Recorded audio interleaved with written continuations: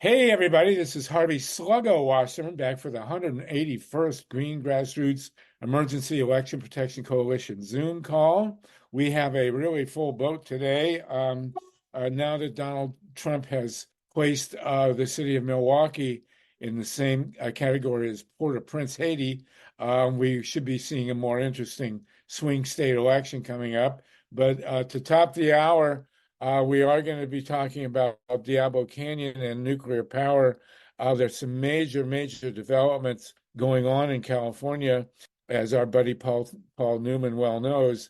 And we're going to be joined by a truly great and powerful woman, LORETTA LYNCH, who was the head of the Public Utilities Commission in California, and who really fought it out with Enron back in the day. This is going to be really amazing to have her with us. Then we're going to be talk a bit again about Pacifica, the Pacifica Radio Network. We're in the middle of registering for elections there, and also CAMILLA REES is going to give us a bit of an update on the guide. CAMILLA, good to see you, the People's Guide that we're developing. And in the second hour, we're going to be joined by Kenneth Stern, who is a professor at Bard College and who's been with the Leonard Peltier case for decades. Actually, I believe took the case to the Supreme Court. So there's going to be a ton to talk about, and we're going to go. This is a deep dive now. The battle over Diablo Canyon has become really very immediate, and our chances have been vastly improved now that Newsom went groveling back to the legislature for another 400 million. TATANKA BRICCA, did you want to say something real quick?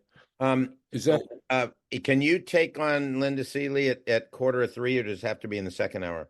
No, she's good. We want her on the first. She's going to come on about 2:45. She has about that 15 minutes. Well, I danced till 2:45, so that's good. That's good timing. Okay, all right. I'll let her know. Thanks. You're too young for that rock and roll reference. I did want to, before we get rolling on Diablo Canyon, and then Pacifica, and then of course to Leonard Peltier, I did want to get Wendi Lederman.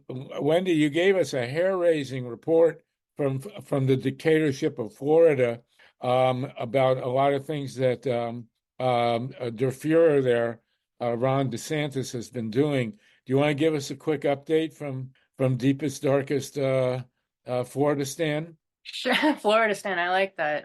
De-Satan town, Dementedville. Thank you. So, thanks. So, yeah, there was a slew of bills that were vetoed last week. The budget was passed, and there were a lot of things that the legislature allocated for, including I think it was like 70 million or something. He cut $1 billion from public funding, and I think it was like 70 million went to arts and education.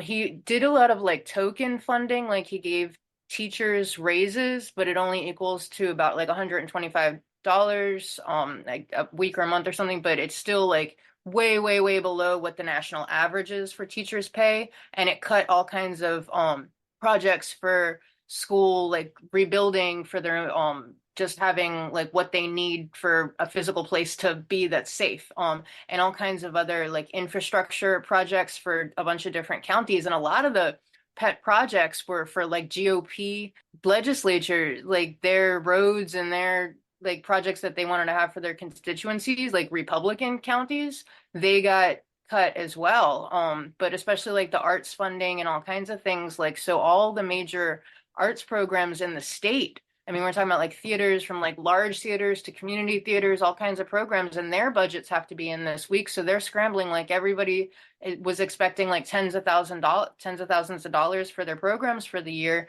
They're not going to get it. There was another one that was like, there was actually a bill put forth, I think like a year ago by State Senator Lauren Book, a Democrat, to have free tampons in school for girls, which is actually a really huge deal for a lot of underprivileged girls. I mean, if you can imagine in middle school, they're not even allowed to say menstruation in class. And now like So her bill was voted down, but apparently, I guess there was a bill that passed this year and it got vetoed. So DeSantis can't even let girls have like proper sanitary protection in classes. Well, he my gives like understanding is that DeSantis wants to arrest any young woman in a school who actually menstruates. Is that true? Yeah, I mean, he also has a fetish for homeless people, so he might just like want to make sure everybody's like stripped down to nothing, and then he can put everybody into these little camps that he's setting up for the homeless, where they're basically like it looks like in effect they'd be like detention centers for like if you're homeless, you have to go to this place and check in. And that's another thing that I've been really wanting to touch on is the bills that were passed about a month or so ago. I mean, Florida is one of the worst states for tenants' rights, and now they just passed what they're calling squatter laws. And I mean, I'm devastated because I know firsthand what this is going to create for people that are just struggling to pay rent, like good tenants that are otherwise in good standing. It's just making it a lot easier that like you can just sign an affidavit if you have an eviction. Like you don't have to go through the procedure where like the tenant gets to at least plead their case and say this is what happened. Maybe there were like some negligence and nuisances that weren't abated. Like I had a broken toilet for months and got evicted and sued because I didn't have a toilet or hot water.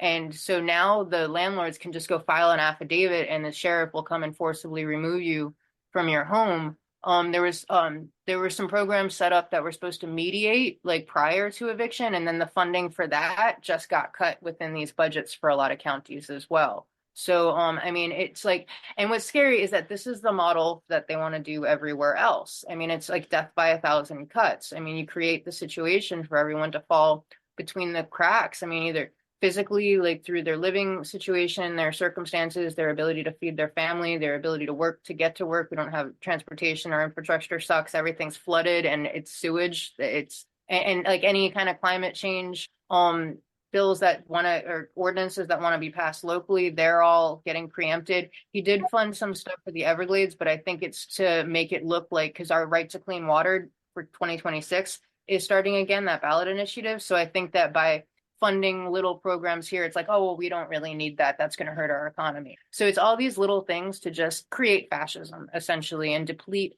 everything of the commons, anything that is like necessary to the quality, well-being in your life, in your community, in your state. I mean, it's just getting taken over by billionaires. And it's happening. It's not just the Republicans. I mean, it's the corrupt versus integrity. And so I'm excited. Yeah, so I'm excited. I'm going to try to get this guy, J.C. Planis, on, and he's running for supervisor of election in Miami-Dade, and that could be a turn of a tide. He was a state representative, and he was a Republican. And then after the election debacle with the MAGA denial of the election results, he switched parties to Democrat, and now he's running for supervisor of elections in Miami. And hopefully that could galvanize and maybe unite with the progressives and all the Latinos that are going to lose like their health care and their ability to even exist as humans. So it's so complicated and so much to it. But again, it's death by a thousand cuts, and it's all these little tiny bills where they're just usurping power. But it's interesting that he's like throwing his own people under the bus by cutting their funding too. So okay. yeah. Wendy, thank you for that. Harvey, I just wanted to let you know that Loretta Lynch has joined us. Yes, Wendy, thank you for that a really uplifting report from the fall of Florida. We really appreciate it, and you as well. We are joining Loretta Lynch. Glad to have you with us. We have 32 people. We are live casting. This will be rebroadcast. Hi there, Loretta. Good to see you. And we are going to, since we know your time is of essence, we will talk later about Pacifica Radio Network, the continued need for people to join up. Loretta, you are going to be on with us in a couple of weeks on our California Solartopia show at KPFK in Los Angeles. That'll be a week from Wednesday. We really look forward to that. We need people to join Pacifica Radio Network. I hope you will, Loretta, and become a voting member of Pacifica Radio Network. It's $25, and then nobody else can actually offer the ability to vote in our election. So we hope you'll join with us on that. Camilla Rees, in a few minutes, we'll also get to talking about the guide. Vinnie DiStefano is with us, and at the top of the hour, we will go and talk about Leonard Peltier with Ken Stern of Bard College. But with you, Loretta, we are thrilled to have you on. We have spent many hours talking about Diablo Canyon and the state of nuclear power. You'll be glad to know that I spent 3 nights in the lovely San Luis Obispo County Jail in 1984.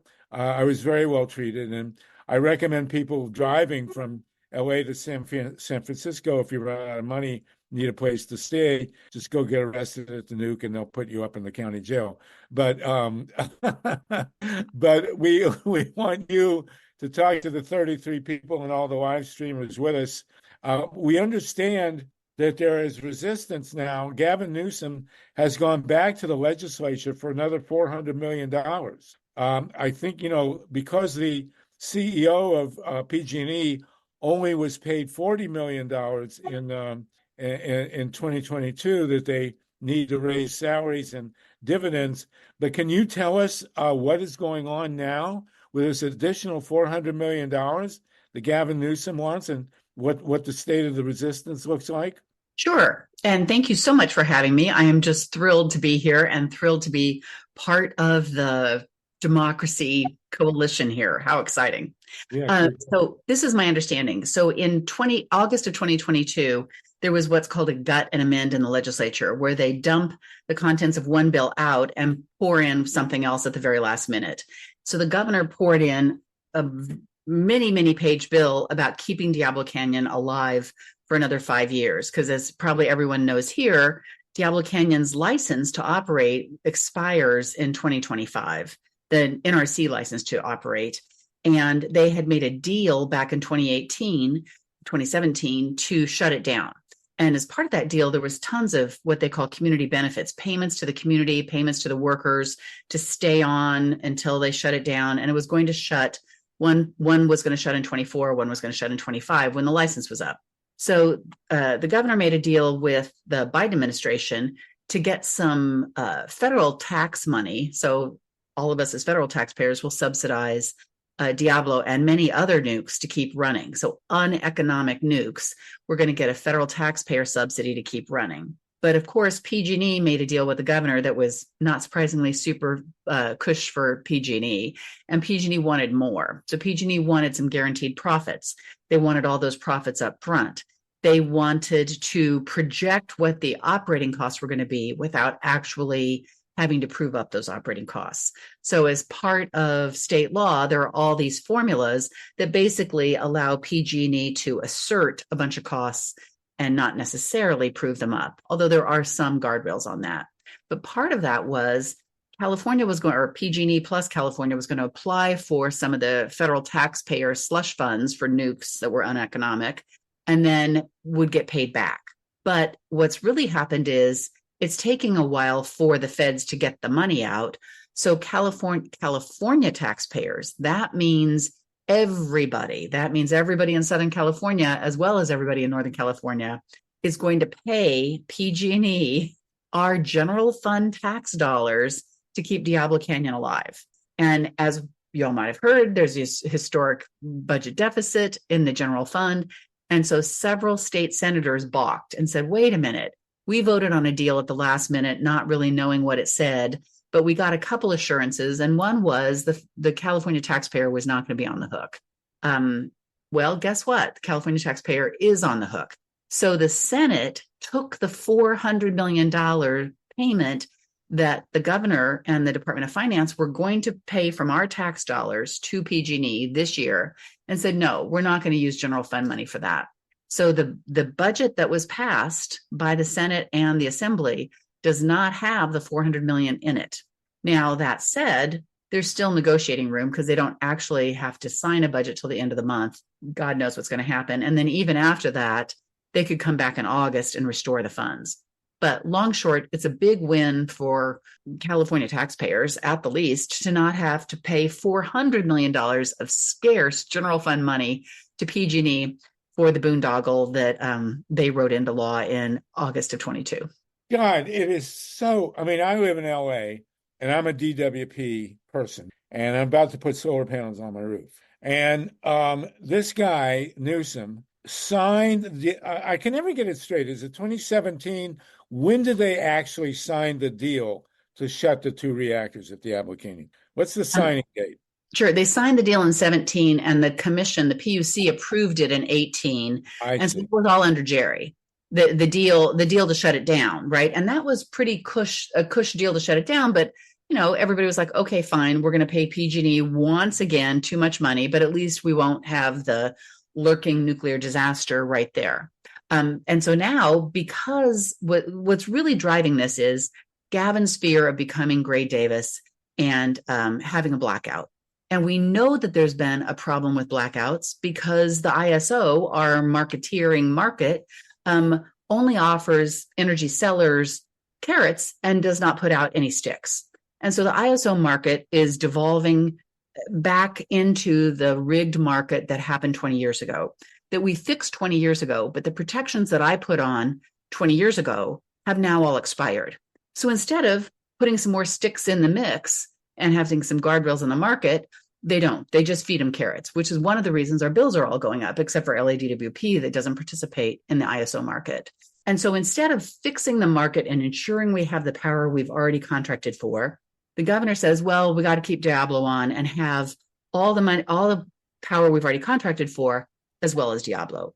But the difference here is everybody's going to pay for that extra 5 years, even though people in Southern California aren't going to get the benefit of the power.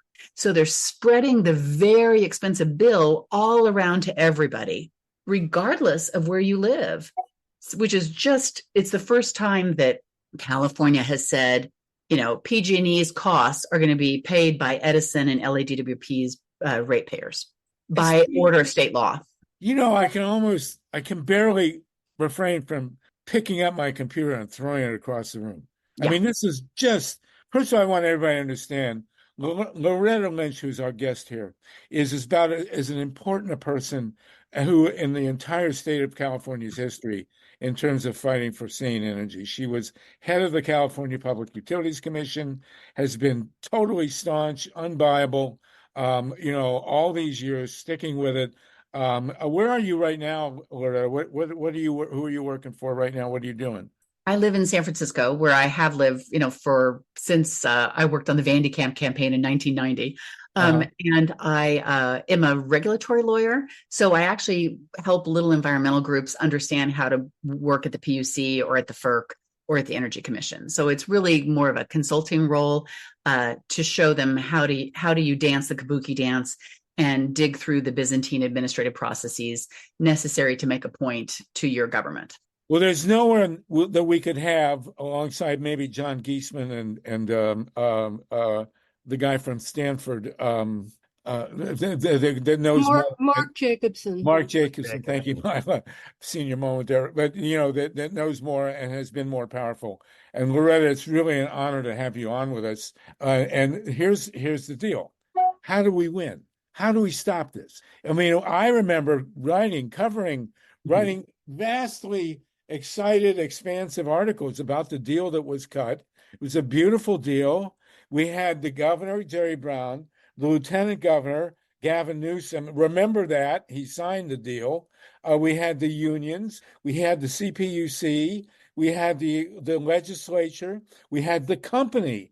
We had the local governments. We had the environmental groups, except for the mothers, all signed on to this magnificent phase out. The workers were taken care of. The energy grid was taken care of. We overpaid, but that's, you expect to. We had a perfect glide to get Unit 1 shut this year and Unit 2 shut next year. The NRC signed on, for God's sakes. And then Gavin Newsom in 22 waltzes in, ignores his own signature, stabs the ratepayers and the taxpayers in the back. I will mention, by the way, and I'm sure you know that Cuomo cut maybe even a worse deal in New York State to keep 4 reactors open, cost us $7.6 billion at a time when the utilities were trying to shut these 4 reactors. And everybody in New York is now paying it's ridiculous. But here we are in California. And the bottom line is, well, one of the bottom lines, aside from the fact the reactors have no insurance and surrounded by earthquake faults, small details, but that everybody in New York State is paying for those reactors. And now everybody here in California is paying for these reactors. How is he getting away with this? And what is his motivation?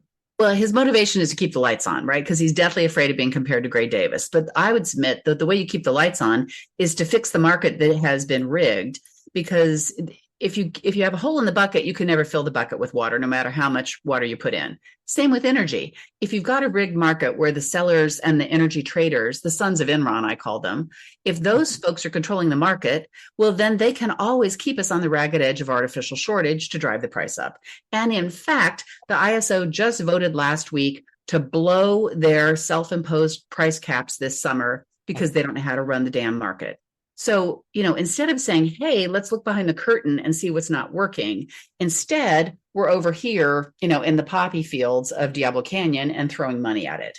I would submit that the folks on this call could do two things. Jesse Gabriel is an assembly person from Southern California, and he is the chair of the Assembly Budget Committee. And this was a state Senate play, and the Assembly so far has gone along. But the more you can do to shore Jesse Gabriel up and make sure he understands that this will not be popular with his constituents in Southern California if they don't stick with, don't make the California taxpayer pay $400 million that we shouldn't have to pay during a year where we're cutting poor people's, lunch money. This is crazy.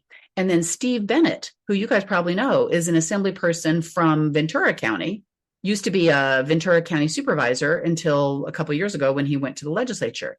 He's the budget subcommittee chair that deals with the PUC. So Steve Bennett and Jesse Gabriel are Southern California legislators in the Assembly, and they need to be, they need to hear your voices about to stay strong on keeping this $400 million boondoggle, making sure that Southern Californians don't have to pay $400 million of their tax dollars to PG&E. God, it's outrageous. Myla, did you have a hand? I do.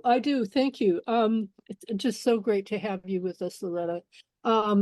I am wondering, recently over 250 community organizations, environmental organizations, citizen activists, or citizen activist organizations all opposed a legislation that would tax every single energy consumer in the state of California a minimum of $25 a month. And so, of course, that hits hardest the people who are on low income, who don't use that much electricity. I mean, it's very uneven, and it really is unfair. Is that in addition to, would that be in addition to the 400 million?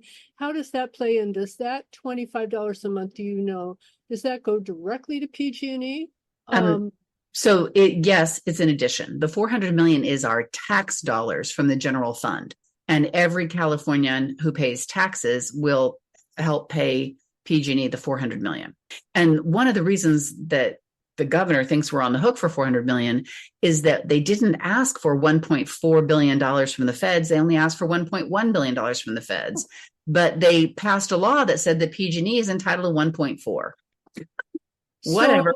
But the $25 a month is, yes, it's to all residential, not business. So what's very interesting is that the rationale for the $25 a month fixed fee is that there are fixed charges, fixed costs in the system that are necessary to maintain the system.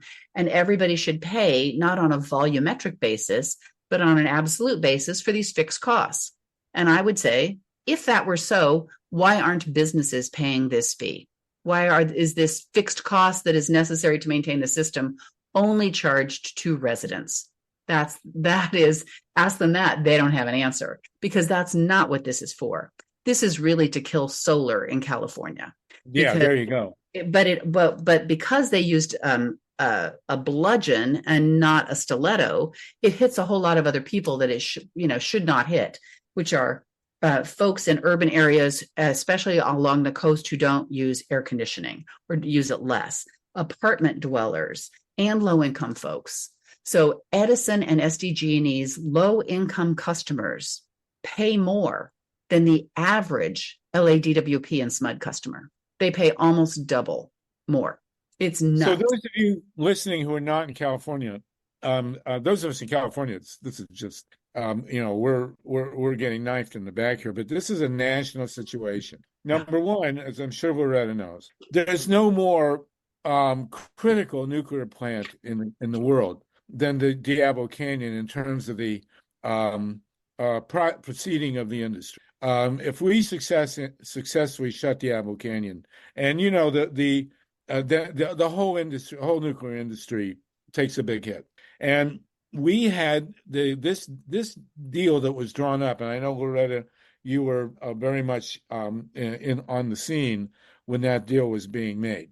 The deal that Jerry Brown signed to phase out the 2 reactors at Diablo Canyon was a template for shutting all nuclear reactors, because it was a very sane, very stable, very well thought out pathway to taking care of the workers, taking care of the local communities, making sure there's an energy supply, making sure there aren't blackouts, and also dealing with the regulatory realities of this plant. I mean, one of the things that people miss about what happened at Diablo Canyon is that there's a law in California called CEQA, California Environmental Quality Act, that was signed by that radical environmental governor, Ronald Reagan. And it had, a very wide range of very important safeguards for the environment. And among those safeguards was proper treatment of coastal waters. And under CEQA, PG&E, the owner of Diablo Canyon, which, by the way, is been convicted of more than 90 counts of felony manslaughter, but we won't go into that right now. So nonetheless, we got AI with us, so here we are.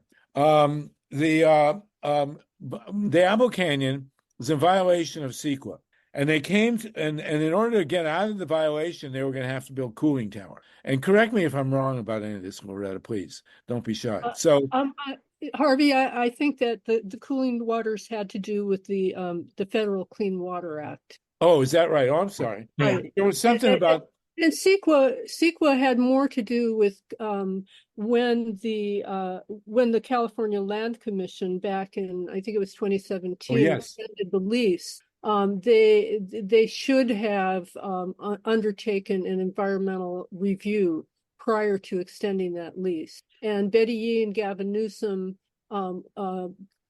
decided that let me just back up and say that the staff for the Land Commission initially said that an environmental review was required, and at the very last minute, they changed their mind.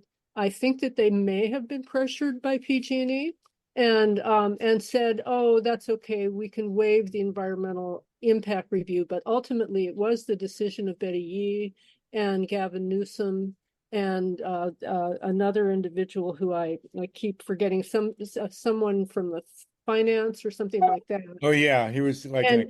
And Betty Yee equated requiring an environmental review with insulting the workers of Diablo. When she announced her decision to waive the environmental review, she said that it would be insulting to the workers to require that review. So the bottom line is that they continue to violate the Clean Water Act. They continue to violate CEQA in other ways. They never built the cooling towers, on the excuse that, the plant's going to shut anyway. And now they still haven't built the cooling towers. They're saying it's another 5 years. We know that's ridiculous. They're going to keep it open, until it blows up, basically. And here we are. And so now, and they've also, and maybe you can speak to this, Loretta, they have absolutely destroyed the rate system in California. Now, you mentioned that they're killing the rooftop solar industry. Can you elaborate a bit on that? We do have one of the great godfathers of rooftop solar, Ron Leonard, on the call from New York. Can you tell us what they have done to the rate structure to undermine rooftop solar in California? Sure. So California law requires the PUC to, after looking at all the facts, set the reimbursement rate for people who have more solar, who generate more solar than they can use, and then, give it back to the grid, cleanest, cheapest power, which is local. So that means less transmission costs because you're basically just selling it to your neighbors through the utility, to set a rate that that will incentivize the growth of the solar industry.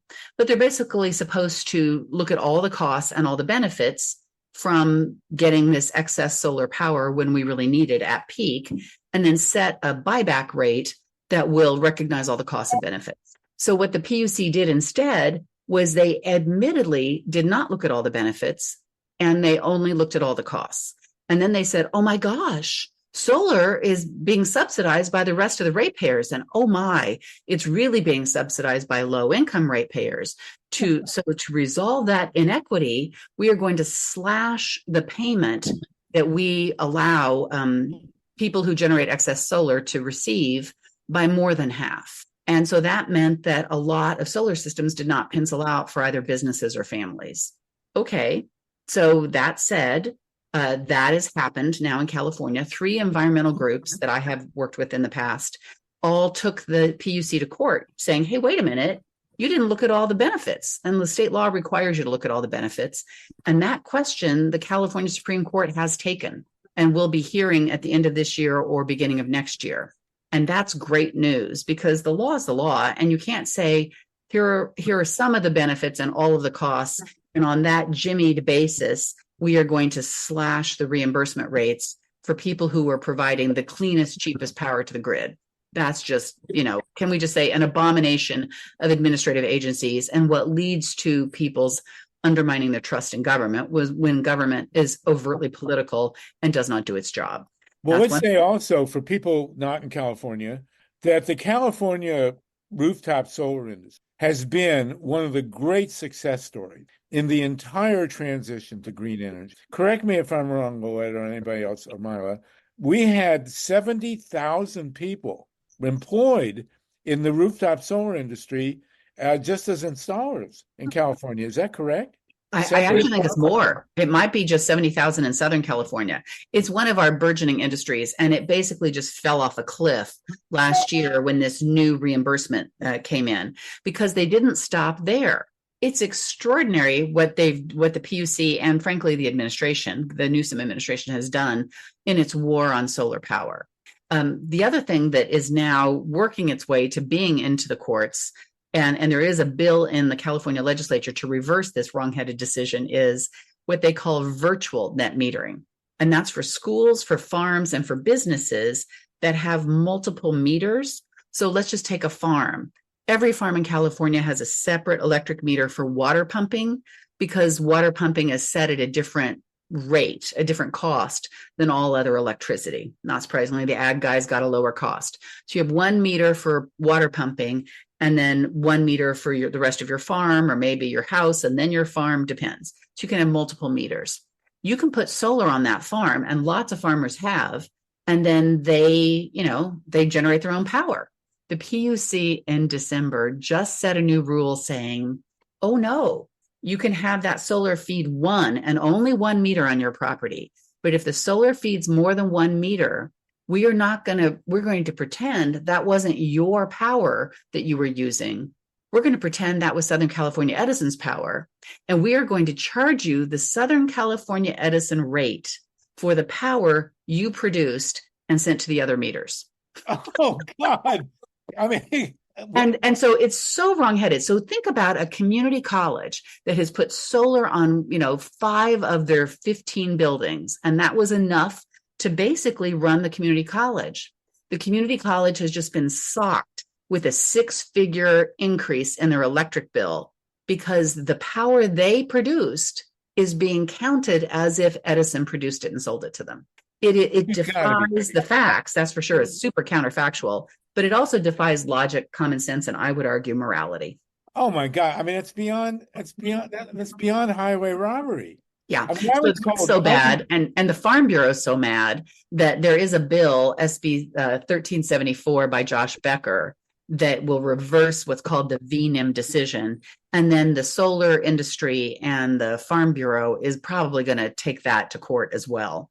And But it's my can they do that? understanding that legislation has made it through at least one Senate committee.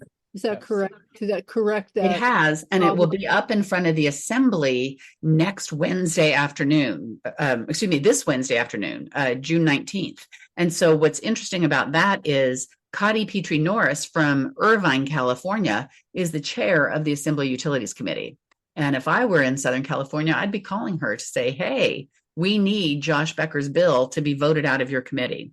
Because if not, then all schools, all farms, and all businesses that have more than one meter who also have solar are going to get royally screwed. Oh, I can't. Can I ask, I'm sorry, Harvey, for interrupting, but I really am wondering, and I don't know the answer to this, but can the decimation of the California solar industry be linked to this budget deficit, this reversal in state funds? Is there a link there that this industry is collapsing and our deficit, we went from a surplus to a deficit? Is there a link? I don't know, but I wonder. I haven't seen that link.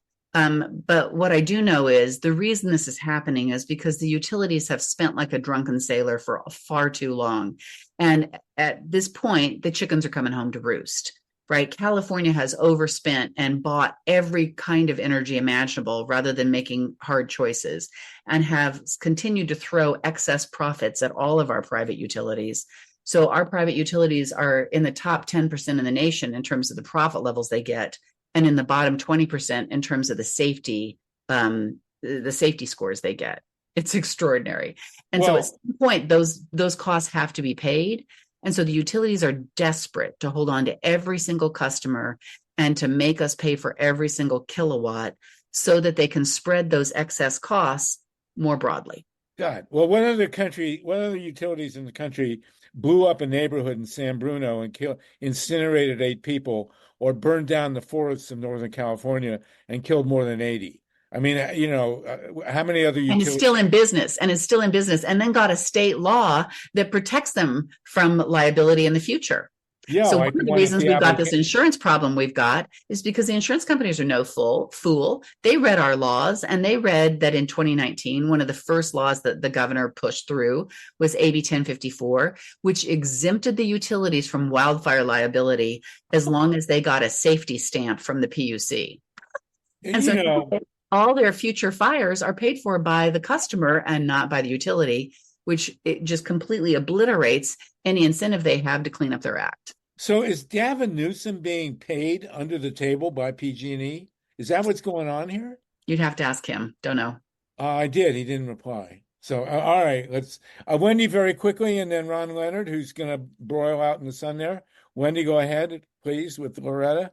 Thank you so much. Yeah, I wonder if maybe he's being threatened. I don't know, but I want to thank Loretta so much, and you're just an excellent speaker. I hope you become a regular with us and keep us posted with everything going on. Yeah, anytime, please join us.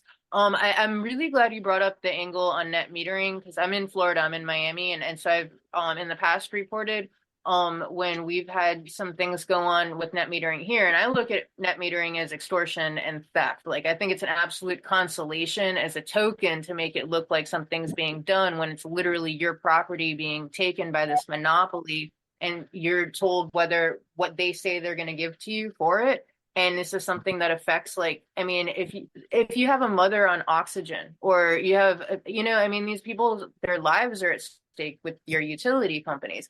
And I worked on I do petitions, we lost you. A ballot amendment, perhaps like a constitution.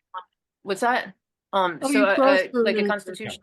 Oh, sorry. Thank you. I hope you can hear me. So, we work with Maya Van Rossum, who does green amendments, which could possibly be something that could be helpful. We had an initiative in Florida a couple of years ago that made it so that we could at least have a regulatory framework for co-ops because we don't even we can't even have net metering, and you have to or it was, there were so many different any attacks that came up for any kind of solar at all is under attack here. And I would be followed by people that worked for FPNL when I was trying to collect signatures. But really, I mean, just the fact that you guys have to beg this monopoly to give you not even a fair price for your own property is absolutely psychotic, really, that this is the way that the government works. And yeah, I think you guys need really big billboards across the entire state saying that nuclear is not insurable. These are the statistics from the actual supply we get from renewables, and just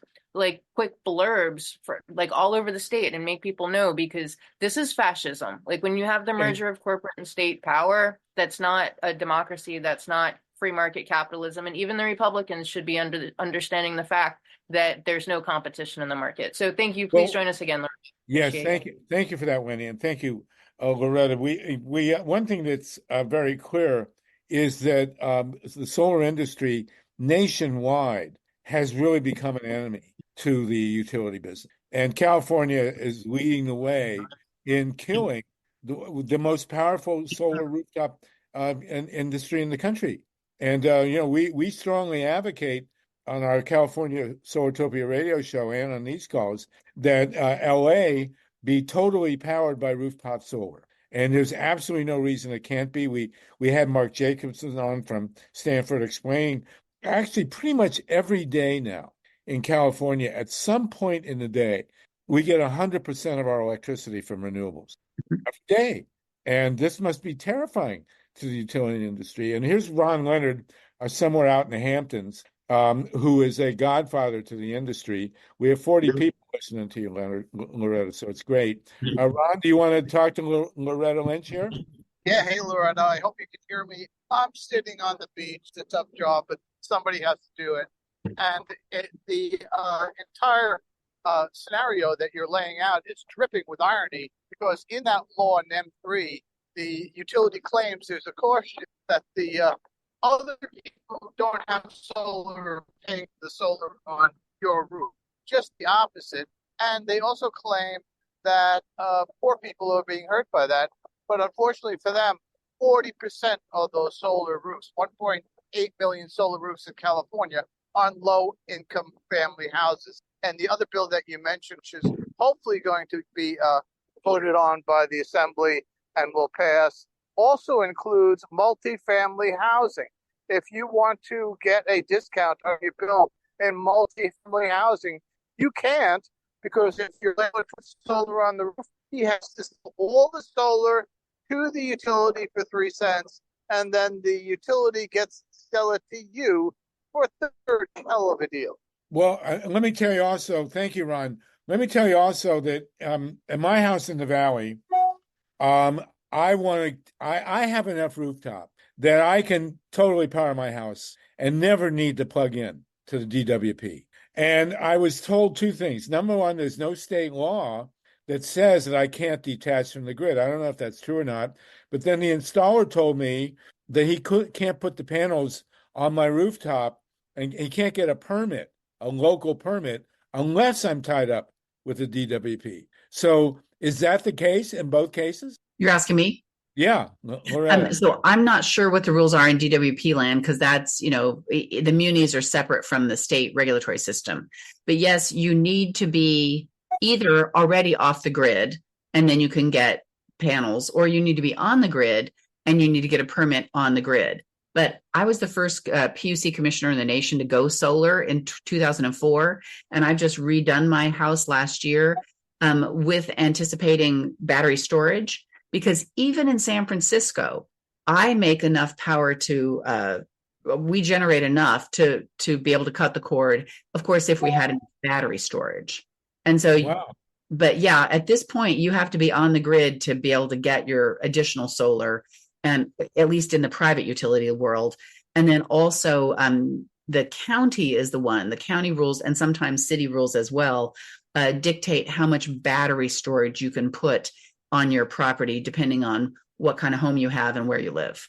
But the big news now is that you can use your car as a backup battery. So if I get a car, and it will not be a Tesla, thank you, Elon Musk. I'm not gonna touch anything with that guy. But if I got an electric car and did my batteries on my rooftop and took it and some vandal came through in the night and cut my cord to the DWP, I could use the car as my backup battery. Isn't that right? Yeah, you really do have to look at your peak load and how much your car battery is and all of that. But I too just bought a bidirectional EV for the exact same purpose. I want a battery and a bidirectional EV, and I want to be a person who cuts the cord because it is outrageous how much PG&E is charging for power at peak.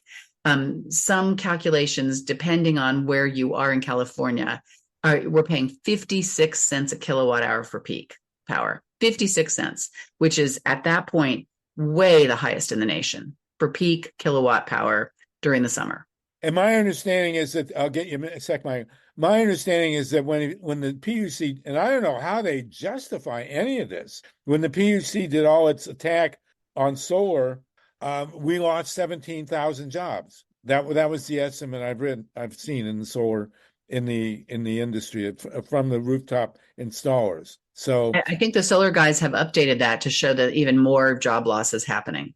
How are they getting away with this? I mean, I said the same thing in New York when Cuomo did the great service in New York of shutting Indian Point because he was rightly afraid that any accident at Indian Point would take down Manhattan and the rest of New York City. He was 100% right about that. But then he turned around and handed this giant bailout to these 4 nuclear plants. And now we have this, the great green governor, Gavin Newsom, sticking it to all of us. I mean, here I'm in the LA DWP. I have nothing to do with PG&E. I get zero electricity from Diablo Canyon, which could send a radioactive cloud into the valley at any point in time. And they want me to pay a state tax to support this nuclear plant? That's what's going on, right? Well, they want to take money that's currently in the general fund away from all the other programs that need that money in a budget deficit year and spend $400 million of those very scarce funds and just give it to PG&E for profit. Oh my God. Because understand the actual operating cost to operate Diablo will be assessed separately. All right, so we're joined by the great Linda Seeley, by the way. I'm sure you know each other from Mothers for Peace. Linda, we have Loretta Lynch with us, and you seem to be out in the boondocks somewhere, so nice to see you. I still have yet to hear. I don't believe that Gavin Newsom's primary motive is that he's afraid of blackouts, because there's we are at the stage now where it's virtually, tell me if I'm wrong, it'd be virtually impossible to have a blackout in California now between the solar, the wind, and the batteries. No, Harvey. I worked with a bunch of MIT big data guys because we had blackouts on September 14th and 15th of 2020, even though California had purchased 20% more power than we actually used on that day. The reason we had blackouts, and we went through incredible reams of ISO data to get this, was because it was a hot summer day, September for us, right? And it had been hot for a couple days. Diablo Canyon Unit 1 had gone down unexpectedly. And what happened was the ISO allowed 3,500 megawatts of in-state California power to be exported. And then one of the power plants they called on to ramp up did not do so. And we had a 500 megawatt deficit.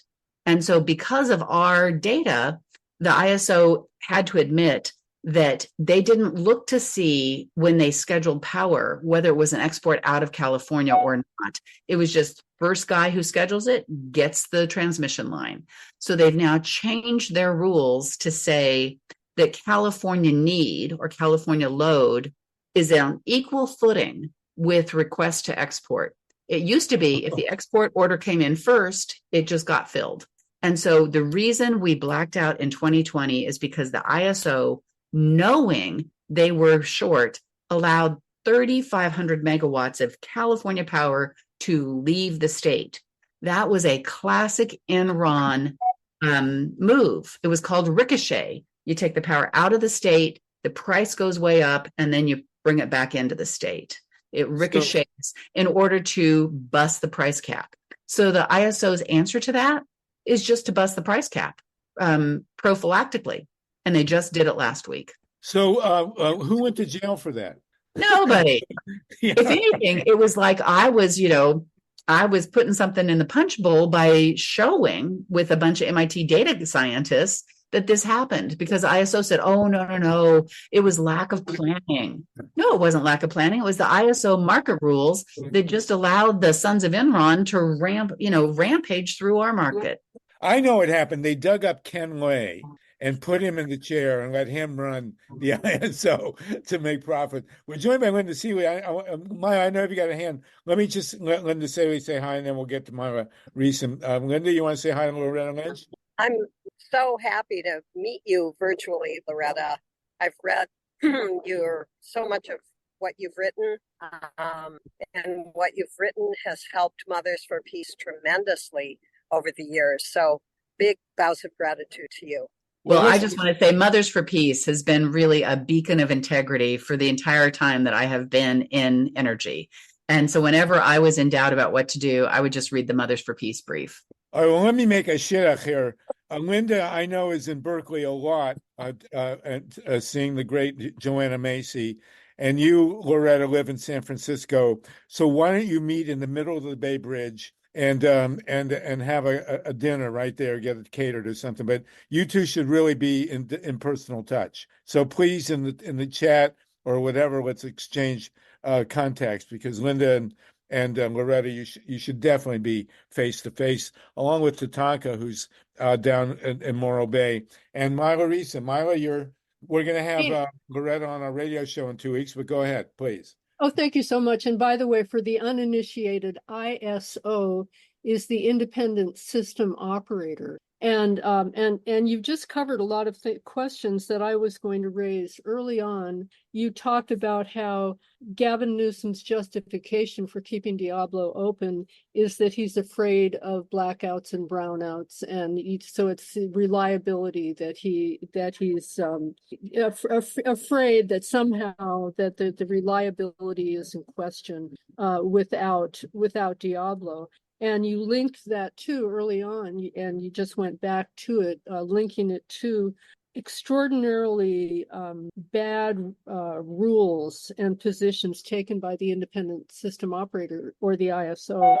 And I'm wondering, how do we have any way of forcing the ISO to adopt rules that will not put reliability into question? Is there I know they're independent, so how do we influence the ISO? Well, the good news is, after the first energy crisis, we clawed back some power over the ISO, because the California ISO is a California nonprofit corporation. So it's a private corporation, but created pursuant to state statute. And it's a California corporation that has California law applied to it.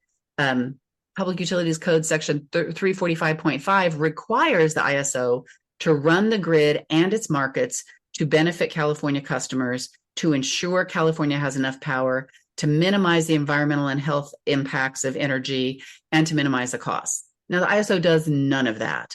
But the other thing we clawed back and got taken to court repeatedly over until we won was there used to be a 27-member stakeholder board that was just a criminal conspiracy in the making.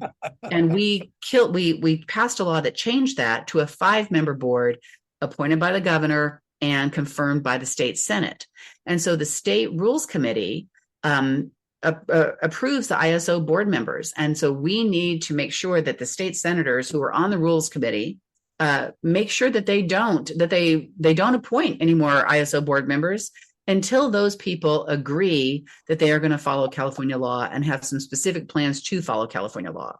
Okay, so we don't basically we've let this corporation run amok when we actually have control over it, and we spent incredible amounts of time and energy and political capital 20 years ago to regain control to the extent we could under federal law of our markets. Unbelievable. TATANKA, and then Linda again, please. It's really great having you, Loretta. I look forward to talking to you again, but we've got to integrate this. We've got to win this. I mean, Benny Yee is running for governor, for God's sakes. I mean, more of the same. Why don't you run for governor, for God's sake? We need Well, you in Sacramento. let's hear what Tatanka has to say. I think it's okay, much go more ahead. interesting than Well, me running for governor. he's actually just- calling in. He told me he's calling in to volunteer to be your campaign manager. So There you go. go ahead, Tatanka. I just put my hand up when I let Linda in the call to say that she's here and put her on. So take it away. Okay. Linda. Other than the fact it's another one of your throwaway lines, like, is Gavin Newsom being paid under the table? I think that's a great bumper sticker that should go all over the state. Maybe we can even have a referendum and people can say yes or no. Well, I was at a meeting in Southern California, and I was yelled at by a state senator who claims we still need baseload power. I mean, talking about baseload power is like talking about a Walkman. It's just like a completely obsolete concept, right, Loretta? Well, this is what I'd say. We have these laws that are going to transition us to 100% renewable power. And I'm all for those and have been fighting for them for 20 years. But I don't think what we should do is we have a ton of newer fossil fuel power plants, the newer gas plants that frankly Jerry Brown went wild on, and California built 14,000 megawatts of new fossil fuel just in the last 15 years. It's just nuts. So if we just say we're turning all of those off tomorrow, that is a huge pig in the python to eat for customers. So I would suggest that we continue on the road to renewables without just saying tomorrow we're not going to use any fossil. But if we could really not build any more fossil and not extend any more fossil, like the 7 horrific once-through cooling plants that the governor, Gavin Newsom, has allowed to continue running, and also put into state law that they're required to continue running. And those are some of the dirtiest, stinkiest, most polluting plants we've got in California. Yet here we are once again. And frankly, they really hurt marine life, so much so that in 2010, the Water Board had said those puppies need to either retrofit or shut down. So they were all required to shut down by the end of 2020, and the governor gave them a new life. Oh, God. And now, and we're paying a pretty penny for these old, stinky, what I call them is like, they're 57 Chevys that were never maintained, and they pollute like anything. And they were supposed to be junked. And then no, they not only were they not junked, but we are paying over $100 million a year to have them at the ready in case we need them during a potential blackout. So these guys are just laughing all the way to the bank. And not surprisingly, all 7 of them are now owned by Wall Street hedge funds. Oh, well, they're more, I would, instead of 57 Chevrons, I'd say they're Pintos and Corvairs. But Linda Seeley, did you want to jump back in here while we still have Loretta for another minute? Yeah, I'd like to ask Loretta her opinion about Diablo. I understand that you can't turn off all the gas-fired power plants in California today. But what about shutting down Diablo Canyon today? And would that be too much of a burden on the grid? We maintain that it could be shut down today and that it would be just fine. And Linda, as you know, because you guys we- participate at the PUC, absolutely we could shut that down, because the PUC has been planning since 2018 for replacement power, and they ordered the utilities to go buy replacement power, and they did. And so here we have bought replacement power for Diablo as if it's going to shut down by 2025. And get this, the PUC in its current integrated resource planning proceeding, which is, do we have enough power this year, next year, the year after, does not consider the continued operation of Diablo past 2025. So the PUC is ordering the utilities to procure as if Diablo is still shutting down in 2025. Thank you. From your lips to dog's ears, as we say. I mean, Absolutely.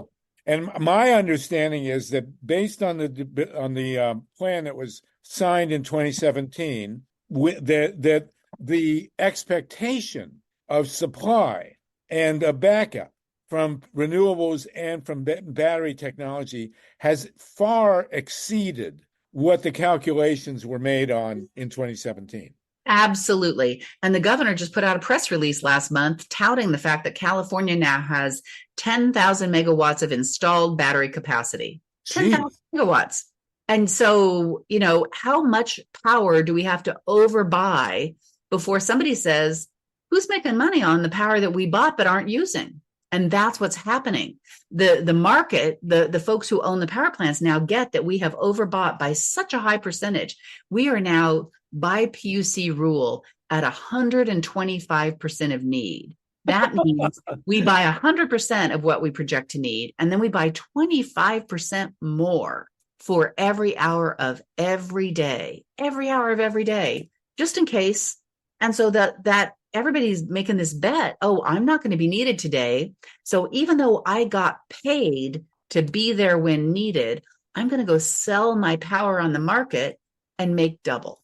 And that's also sometimes why those power plants don't respond when called, because they already sold that power. So this state senator that was yelling at me about baseload power, and he didn't want to hear anything else. I didn't have a chance to get a word in to tell him that baseload power is like, it's a completely obsolete concept now. It's just it's not completely obsolete because we already paid for it. So my view is this: we don't want more rate shock in California, where we had the second highest rates in the nation, and we're vying with Hawaii for becoming the first highest, or the highest rates in the nation.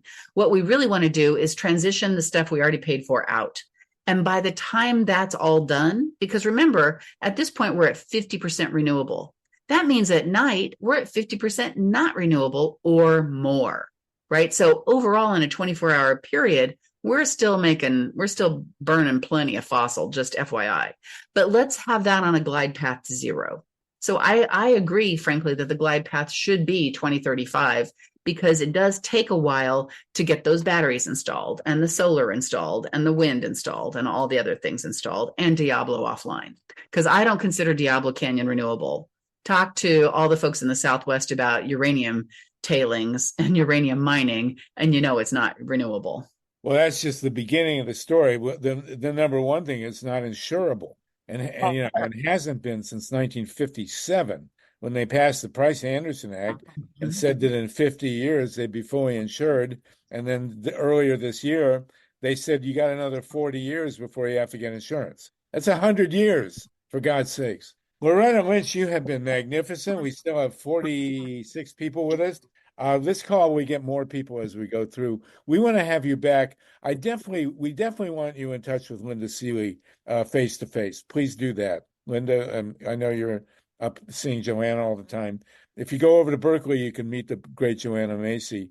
And but you have been a real hero in all this. It's fantastic to have you on board. Let's just do our two calls, and then we're going to move over to get Ken Stern and talk about Leonard Peltier. But Loretta, make sure you stay in touch with us, please. We're used to winning, by the way. When I started with and Ron Leonard is with us as well. When I started in a small community in Massachusetts, fighting with a group there to fight nuclear power, we had 2 reactors they wanted to build 4 miles from our house. They were never built. We stopped them.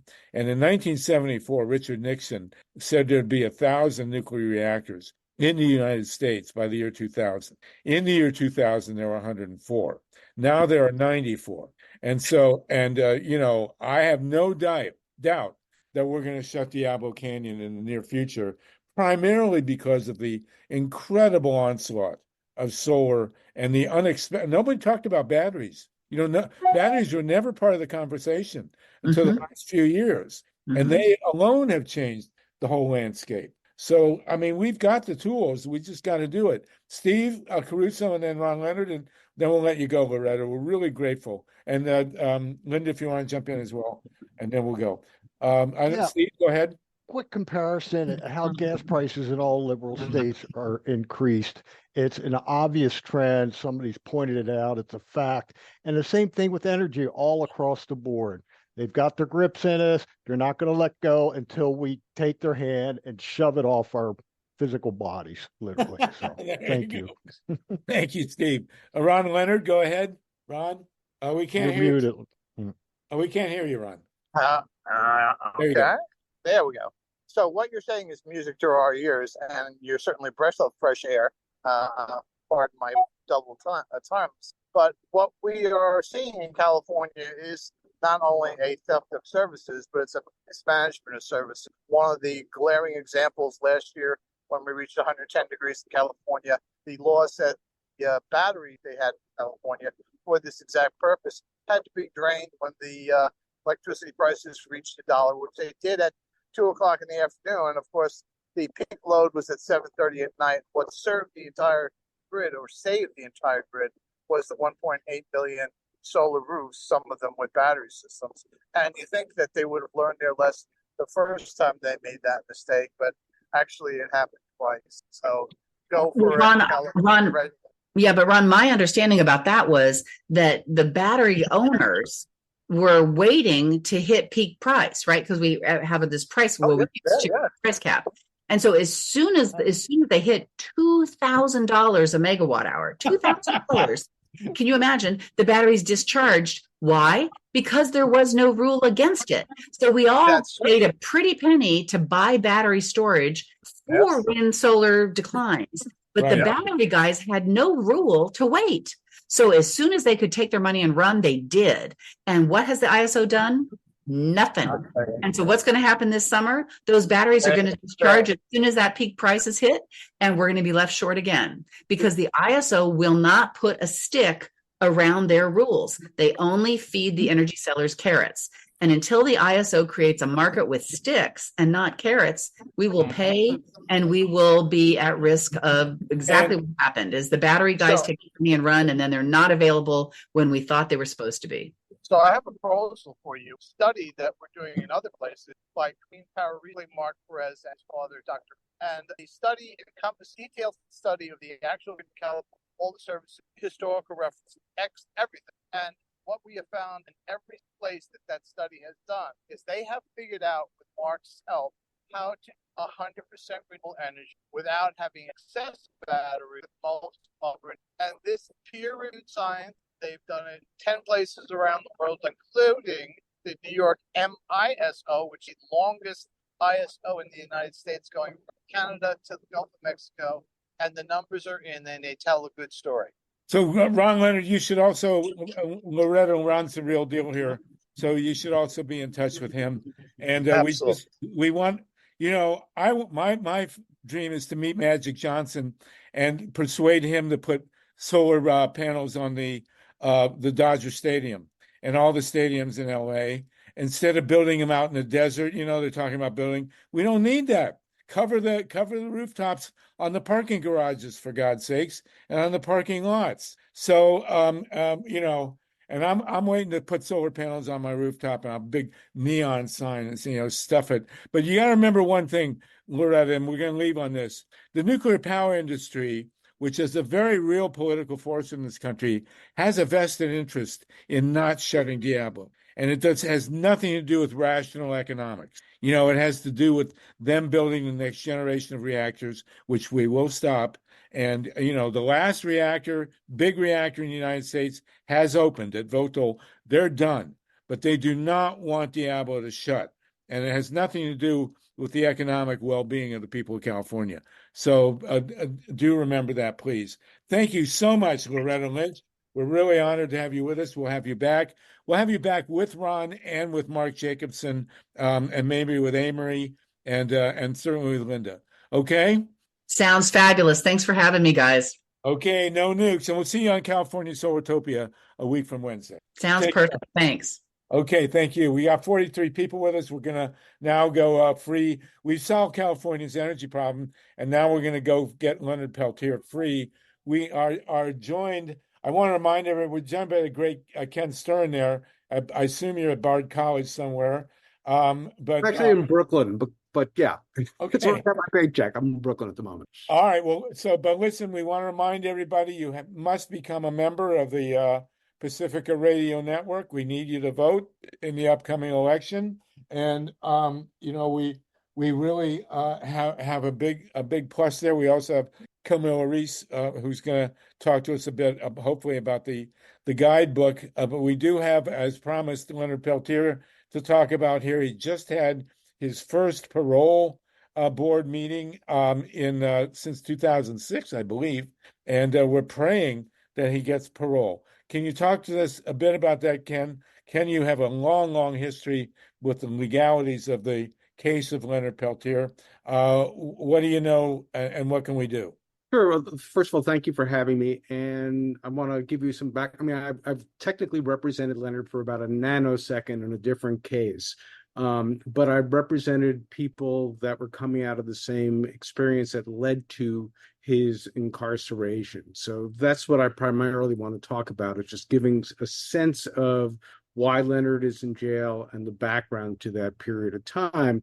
I suspect most of the people here remember Wounded Knee or read about Wounded Knee, but the background to it all was that there was attacks by police in Minneapolis in the 60s on basically American Indian folks, and Dennis Banks and Vernon Bellecourt and a few other folks started the American Indian movement that was really to push back against police violence. In Pine Ridge, South Dakota, there was what was called a goon squad. There was a group that was basically elected into office, that was running it like a third world country. There were tons of murders of traditional people, and the traditional folks brought in the American Indian movement to try to remedy the situation, and that came to be the takeover of Wounded Knee, which those of you who recall will remember that it was basically they were bringing in the military. They were under siege for a long period of time until it was ultimately solved. In the aftermath of that, there continued to be a tremendous amount of overt bigotry and terrorism and unsolved murders on the reservation. There were situations where, people were like made to dance in off-reservation towns and killed. It was just absolutely horrible. And there was a situation where Dennis Banks got called in to help with a situation where the mother of one of the people that was killed was shoved down the steps of a courthouse in Custer, and a riot broke out. So ultimately what happened was that Dennis and some others were charged with that riot, and Leonard Peltier and some others were coming and providing security for Dennis and for the others at that trial, because this was a period of time where there were overt death threats against Dennis and others. I don't remember if it was prior to the Custer trial or afterwards, but the chief law enforcement officer of the state, whose name was William Janklow, said the way to deal with people like Dennis and other leaders of the American Indian movement was, quote, put a bullet in their head. They won't bother you anymore. That's the chief law enforcement officer of the state. And it was in that environment where, oddly, there was a couple of agents that were serving a warrant for theft of, if I recall correctly, and I haven't looked at this in a long time, but I think it was, theft of cowboy boots, which really isn't under federal jurisdiction. Meanwhile, all these murders were going. And in the context of that confrontation, 2 FBI agents were killed, as was an American Indian who was also there by the name of Joe Stuntz. The way I started getting involved, and I wrote a book about this called Loud Hawk, the United States versus the American Indian Movement, is a few months later, in 1975, Leonard Peltier and Dennis Banks and a few others were underground because they were afraid for their lives. And they were driving in Marlon Brando's motorhome, and they were stopped on the Oregon-Idaho border. And there was a confrontation. Leonard took a shot at an officer, actually, and escaped. Banks escaped. The others were arrested. And the book I wrote was a saga about not only the times on the Pine Ridge, but governmental misconduct, just going fast and loose by the rules, trying to get these guys. They really were going after the American Indian movement. It was time at the end of COINTELPRO, those of you who remember, the government doing, dirty tricks against these folks and so forth. The case that I was involved with ended up going on for 13 years, getting dismissed for governmental misconduct a number of times, and finally fizzled out and resolved very well in 1988. But in the meantime, Leonard, who had escaped, was arrested in Canada. And actually, I sent Harvey some pages from my book, which are I'm happy to, if you want to share, about having gone up to that extradition hearing in Vancouver, BC, where Leonard was ultimately extradited to the United States. It was a travesty. It was based on what later came to be shown as perjured evidence provided by the FBI. And unfortunately for Leonard, the fighting of the extradition made it so that he, wasn't back in the United States when two other folks, Dino Butler and Bob Robidoux, were tried in Cedar Rapids in the summer of I forget if it was 76 or 77. But they were acquitted. And they were acquitted for the shooting of the FBI agent on the basis of self-defense. The Judge McManus let this in. Bill Kunstler was one of the lawyers. Lou Gurwitz was one of the lawyers. Great job for these guys. And Leonard probably would have been acquitted had he been part of that trial. He was ultimately extradited to the United States and had a separate trial. The government was able to get the judge off the case and make it so that the defense that was successful in Dino and Bobby's trial was not allowed to Leonard. Leonard, basically went through a lot of appeals. All that was denied. And then he's serving life sentences for this. The argument for letting him out, aside from the fact that he's a very powerful symbol for a lot of American Indian folks, is in the background. I mean, clearly, I was arguing at the time before all his appeals were exhausted that if it was a case clearly that he should have had a new trial. It was an unfair trial, in my opinion. The case for for getting a parole or ultimately a clemency or commutation and so forth, I think has evolved over time. From the government's point of view, this is the killing of two FBI agents, and it was at a time where the allegation is that they were basically executed, that one of them basically was pleading for his life, saying, I have a family, and was shot. So I never expected the government to agree that no matter what, no matter how old Leonard got, no matter how infirm he got, no matter how unhealthy he got, no matter what his position was for American Indian folks as a symbol, they were clearly going to oppose it. The other thing that's sort of changed over time is Leonard's now in his late 70s. His health is very suspect, so one can make a case for compassionate release. But those are the things that are coming up at the moment around this question. So my understanding is that the families of the two FBI agents argued against parole. The FBI director and the Biden administration. Why the Biden administration has to go into a parole hearing and argue against parole for Leonard Peltier is beyond me. But apparently they did. Mm-hmm. And then there's a whole cacophony of people on his side. Have you seen any of that, Ken? Well, I mean, yeah, I've seen. I'm not surprised the government has, taken the position all along that FBI agents that were killed and that anybody who does that shouldn't be let out. They've also, I suspect, taken the position, that Leonard, clearly hasn't expressed any remorse and so forth. And those are the traditional things that I think go into asking for clemency or parole or so forth.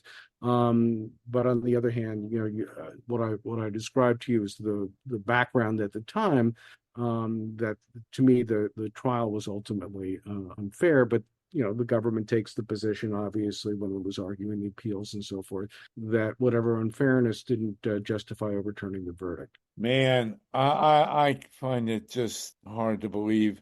I mean, we just had a big murder trial in L.A.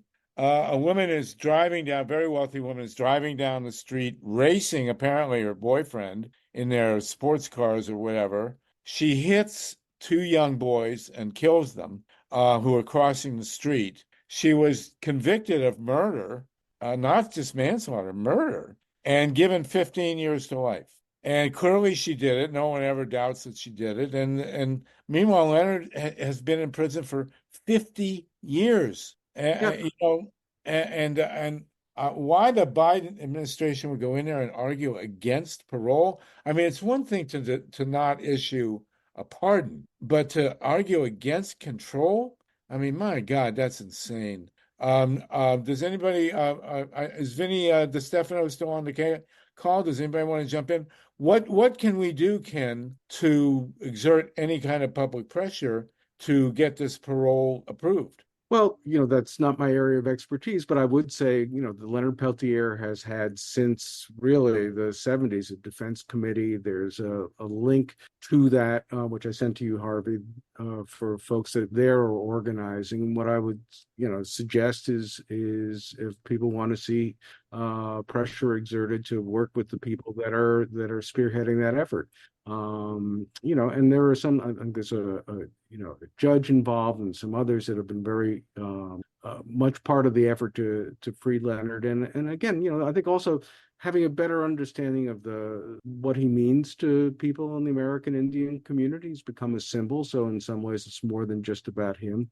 And also, again, to me, that the whole matter is not divorced from what we were seeing in the 70s. I mean, the overt racism that I saw when I was working on that case as a law student and as a young lawyer, going to South Dakota was startling, and the amount of violence, that was not only against AIM folks, but their supporters too. There were attorneys that were attacked. And so forth. So, that's part of the background to this whole point. Amazing. Vinnie DeStefano, who is working, more than full time on Julian Assange.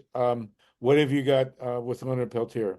Well, what I'd say is go to the Amnesty International website because they have wonderful actions. You can write to the Parole Board, as I've done multiple times, and you can write to the president. And I think that this is such a miscarriage of justice. Even some of the prosecuting FBI agents are calling for him to be released because there is certainly a reasonable doubt. But I think calling your congressmen, calling your senators, and of course, writing to Joe Biden to demand that he parole or pardon.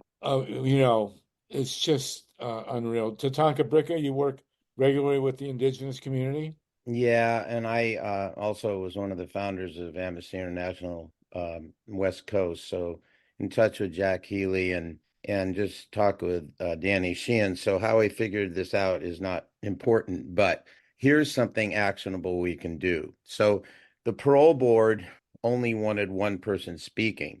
They could have had the U.S. Attorney speaking. They could have had the local bishop speaking on behalf of Pope Francis, etc.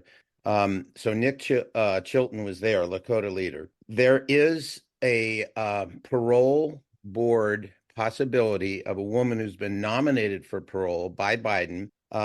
Schumer has not called her nomination to the floor. There's only one senator, I believe, that's opposed to her. But because of that one senator, he has not called it to the floor. We need people to be in touch with Schumer to encourage him to nominate Onani Carter, Onani Carter, who has been nominated by President Biden.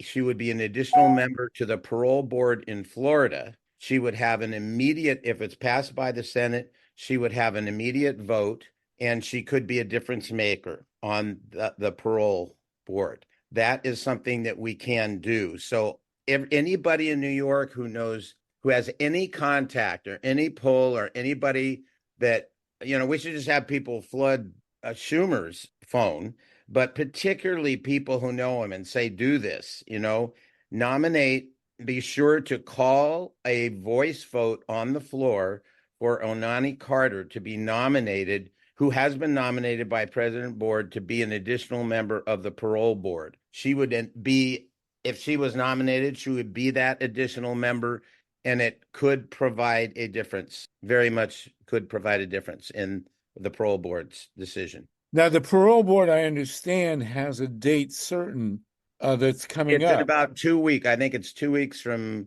yesterday. They most of the time take all that time. They don't have to, but most of the time they do. So it's urgent that it be done as soon as possible. But that's an actionable item that, yes, Biden didn't support, but he did nominate her. I don't know if he got pressure, but the point is this is something that could make a difference. And Schumer needs to get support to do it. I don't know why he isn't doing it just because of this one senator. They take a voice vote and there'll be one against and everybody else for. So that's what we can do. Okay. All right, good. Wendy For Lederman? everyone listening on this call, especially Ron, Leonard, you know people in New York. Okay. Well, you know, what a travesty. Well, what a great thing it would be if he gets out. Did you ever meet Leonard Peltier, Ken? Yeah, I did. In preparation for the case, he was the case that I was the lead lawyer, and he was one of the original co-defendants, but the FBI basically felt, or the U.S. attorney felt that they, it was sufficient that they had him on the two life sentences, and they didn't want to bother transporting him back to Oregon for trial. But in preparation for the trial, which actually it never came to trial, it was kept getting dismissed for government misconduct and then coming back. But I did go out and meet with him. So I did. Harvey, I just want to say this is not a difficult thing. All he needs to do is call for a 5-minute, 5 minutes of debate, call a vote on the floor of the Senate for Onani Carter. That's all it is. And he can do that. He can do that any day starting tomorrow. Wow. And then she'd be immediately on the board and she could vote on this? She would be immediately on the board. She would have been confirmed by the Senate. Yes. And who's the senator that's opposing her? I don't know. Okay. All right. Raise your hand now if you want to jump in on this. Wendy, go ahead. Wendy Lederman. Thank you. I'll try to be quick. I have a couple of points, but on Tatanka's point, it's a really good one, Tatanka. It'd be great if there was a template that could be sent out with the contacts, but I know that there's a primary happening in New York right now. The vote is on June 25th, so it's really important people vote for Jamal Bowman. I just want to say that, but that might be incentive for people that might be running in local areas to pressure Schumer and to get on that train, perhaps if they're looking for votes, which has already started. So thank you so much, Ken, for this. Thank you. So basically, two questions, I guess, on how they relate to this. One is because I've heard also, maybe it was even Tatanka speak to the fact how this case relates to the treaties and the bindingness of the treaties. So what Leonard actually represents as far as the obligations of the U.S. government.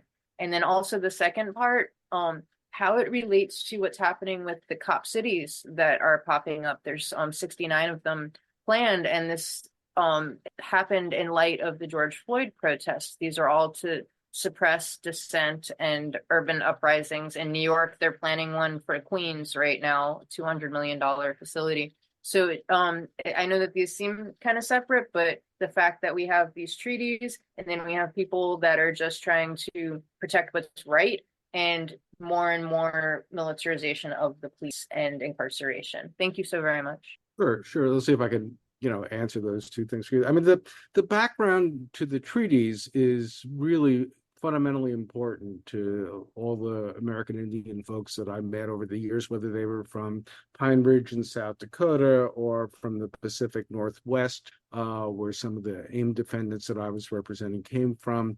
The basic idea was that when, these Indian folks in different parts of the country were, conquered, they, signed treaties that were the law of the land with the federal government that preserved certain rights for them. In the Northwest, it was fishing rights, particularly, as long as the river shall run, they should have a right to fish.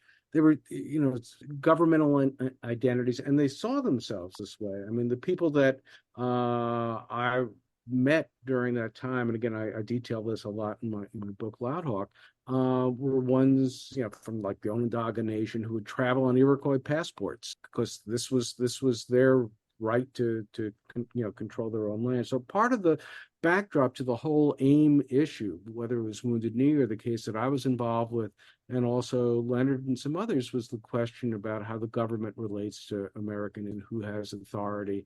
And in a way that this was in a way, there was a war, especially post-Wounded Knee, where the Indian folks, at least from their point of view, were representing their historic treaty rights and representing it, and resistance from the government that was trying to suppress them and control them and change the way that they, not only that successfully did they do in the 30s by law to change how they governed themselves, but also to really have a thumb on their religious activities and so forth. So that was a large part of the background to what was happening, in the 70s, and very much part of how the American Indian movement folks saw it. I mean, I chronicle in the book, but one of the things that happened preceding that was American Indian folks, a guy named John Trudell and others, some who were sort of tangentially involved in the same group, took over Alcatraz. You might, it was abandoned federal property, was supposed to go back to them and said, we have sovereign rights here. And that was part of the movement coming out of the civil rights movement and really picking up with AIM at it. In terms of the going after and the militarized things, I mean, that was one of the things that was shocking to me as a young lawyer, and again, I chronicle this in the book, was the militarization of this. I mean, you're not supposed to use the military for internal things in the United States. I was representing, I chronicle in the book, a guy named Russ Redner, who was one of the co-defendants, who actually then later, after the case was over, became the head of Leonard's defense committee for a while. He had been in Vietnam, and he was then at Wounded Knee, and he saw his old commander pointing guns at him when he was at Wounded Knee. You're not supposed to use the military as a violation of the Comitatus Act. So that was very much a part of the background, the amount of military equipment, and I described that in the books. I saw videos from one of Leonard's lawyers. It looked like they were invading a country with crate after crate after crate after crate after crate after heavy ammunition. And there were tons of murders that were not solved. And one of the things that people forget is that on that horrible day when Kohler and Williams died, and Leonard was, convicted, and Dino and Bobby were acquitted, Joe Stuntz also was killed. Nobody's ever been held accountable, for that. I, knew his widow, I met his kids, and that part of justice has never been achieved. Wow. Amazing. Lynn Finerman, you've got a hand, and then Ruth Strauss. Thank you for that, Wendy. Yes, hi. I may not have been listening carefully enough, Ken, but I was curious about why Leonard wasn't included in the case that was counseled by Kunstler, and if he had been, was that the one in which was being tried for the deaths of the FBI agent? Yeah, great question. So, it's impossible to say for sure, but the chances are, since Dino and Bobby, were acquitted in that case on the basis of self-defense, if Leonard had been included in that, the probability is, his case was similar enough, as I understand it, that he probably would have been, acquitted too. The reason that he wasn't is that he had fled on November of 75 from Brando's motorhome and was, a fugitive still, and then was arrested in Canada later, in early 76. So when that case was proceeding to trial, he was not in the jurisdiction of the United States. He was in Canada. He was fighting extradition. I chronicled that aspect in the book, The Extradition Hearing. So when the trial took place, he wasn't there. And then when he was extradited, he was tried separately. But again, changed judges. The defense was not allowed. That had been allowed before. And in my view, those things probably had an effect. And then, of course, the background, it doesn't matter in a sense, but it does matter in another sense, that his extradition was based on perjury. Jeez. Linda, does that answer your question? Ruth Strauss and then James Starkwolf. Okay, Ruth Strauss, did you have something? And then James, and then Tatanka? Yeah, I have two little announcements, but before that, I wanted to get straight. The action that we're supposed to take is to call Schumer's office and tell him to make Onani Carter, I think her name was. Yes. Part of his parole board. She's been Senate parole nominated. board. Yes, she's been nominated by President Biden to be a new member of the parole board in Florida. Okay, great. Okay, so two things. This has been wonderful. Thank you. And I don't mean to distract from this at all, but there are two things that I wanted to announce. One is that there is a protest at Raytheon and the whole defense industry, which is located in El Segundo in California, Los Angeles, 1950 Imperial Boulevard. There's a protest on Saturday, June 22nd from 2 to 6.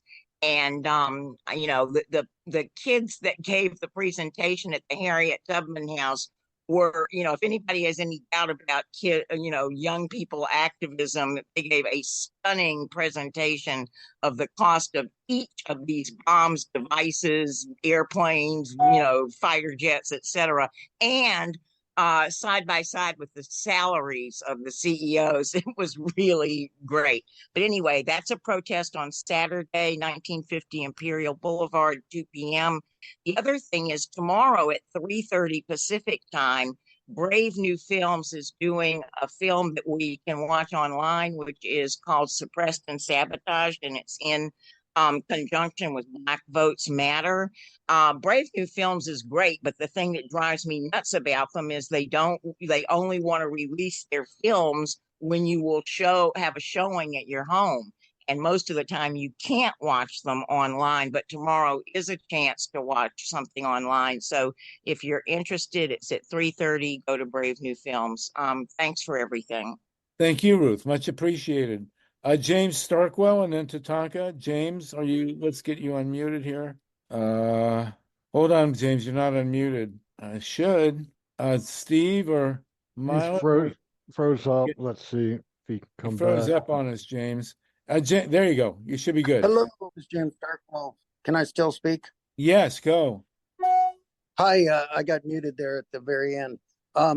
Counselor, because I was in federal court for oral arguments on the case against Dennis Banks, and if I remember correctly, it was transporting a bomb across state lines. And if you would go in just to detail a little bit how much the Justice Department, what lengths they went to against American Indian movement to explain that it took the government about 5 years to reverse engineer how to make a bomb out of a motorhome.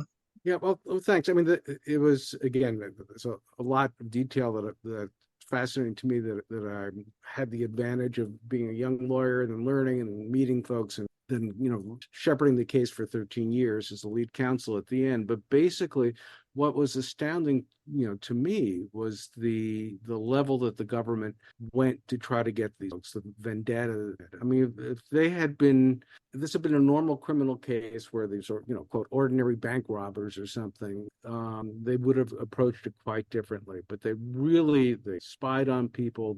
One of the backdrops to the case that I was in was the Dennis Banks, Russell Means Wounded Knee case, where the government actually planted an informant in the defense committee that was going to the meetings with the lawyers. And that was, I remember Bill Kunstler, Bill Kunstler was the reason I went to law school. I watched him in the Chicago conspiracy trials. I was a teenager, and this is a really important type of law to practice. And it looked like a fun thing to do. And so I got to know Bill, and he was describing at that Wounded Knee case where witnesses were sequestered, and there was an FBI agent testifying, and Bill saw the door opening and closing behind the judge to his chambers, and went and opened the door, and FBI agents were illegally spying to find out what their colleagues were testifying to, and plopped out into the courtroom. In my case, there was evidence hidden. Question of a stolen briefcase from Dennis Banks. I mean, the charges were basically transporting guns and dynamite, but they destroyed our ability to test the dynamite. And some of you may remember, at the Panther 21 case, it was fake dynamite that was government supply. We couldn't test it because it was all destroyed. And the government had been warned in other cases in the Ninth Circuit not to destroy evidence, but they did so anyway.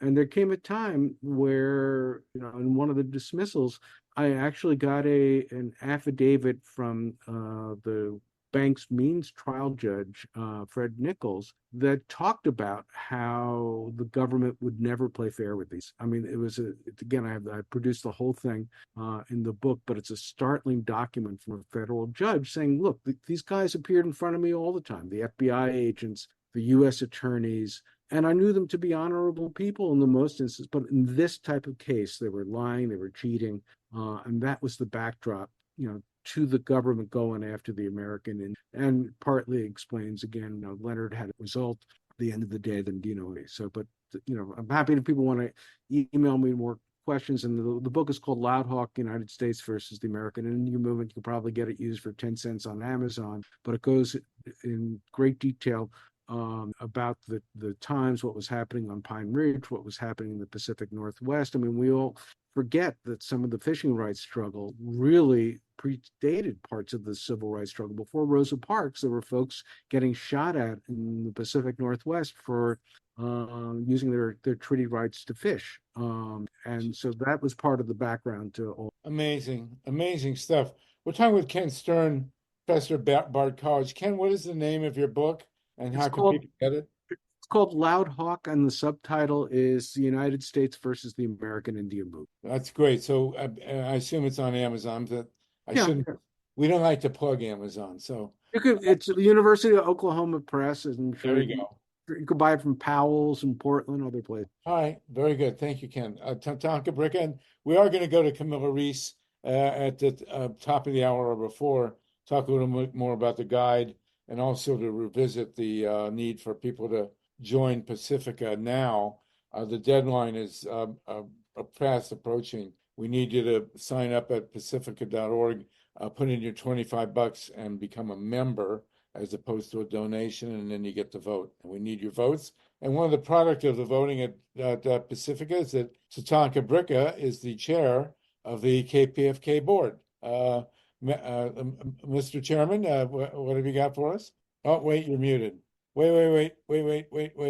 Come on. There you go. Okay. Okay, thank you. Everyone who isn't a member, yes, become a member and vote. This is our grassroots, the oldest non-commercial station in the country, since 1949. And KPFK is really, really important. So I'm responding. First, thank you, Ken, for being on the call. It's wonderful hearing from you. And I wanted to go back to the two questions Wendy asked about. First, about treaty rights. Article 6 of the Constitution basically says the U.S. Constitution is the law of the land. All treaty rights of Native people in the United States are constitutional laws, and every single one of them has been violated. So that's just a statement, okay? And it goes to the Cop City situation. I really think what's going on is kind of a preemptive battle. You remember the way that South Africa changed was with the whole divestment movement, and universities are at the heart of that. And I think they're basically militarizing campuses, not letting people in from the community that are no danger, and letting people in that are a danger, is to preempt any movement like that from happening. That's just my opinion. In terms of the motivation on amnesty, I really think there is a code of conduct, that really came into play around J. Edgar Hoover. It's a code, right or wrong. Whenever any FBI person is murdered, like, no amnesty. It doesn't matter whether at a certain point, whether they did it or they didn't do it. And it reminds me of the code of conduct I heard when I was with some friends making a film called Protest Nation.